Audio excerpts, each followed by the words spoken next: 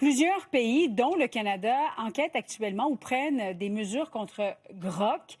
C'est un outil, en fait, d'intelligence artificielle qui génère des images explicites, mais sans le consentement. Marie-Lise, malgré ce qu'avance actuellement Elon Musk, il est toujours possible de créer des images de femmes, par exemple, dévêtues. Elon Musk qui possède la plateforme Grok. Et oui, Julie, un peu plus tôt aujourd'hui, nous avons tenté l'expérience. Nous avons téléversé la photo d'une femme dans son quotidien, bien normale, sur Grok. Et en quelques secondes, la plateforme a été en mesure de créer une image de cette femme en bikini. C'est pour ça que ça fait polémique depuis des semaines.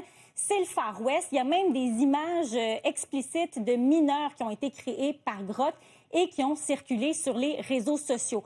Or, mercredi, un peu plus tôt cette semaine, Elon Musk a bien dit qu'il prenait des mesures, que l'entreprise prenait des mesures pour empêcher ce type de contenu d'être créé, du contenu comme des femmes en bikini.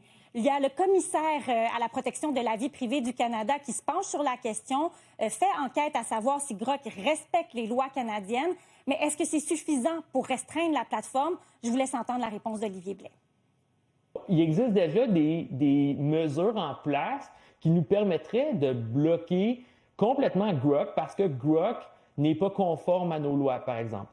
Par contre, ce qui arrive, et j'ai eu des conversations, moi, avec des hauts placés au gouvernement, c'est sûr que c'est complexe parce qu'on parle ici de bloquer un média, de bloquer un système d'intelligence artificielle américain et en ce moment, l'environnement international qu'on voit, c'est sûr que ça peut faire une mauvaise presse.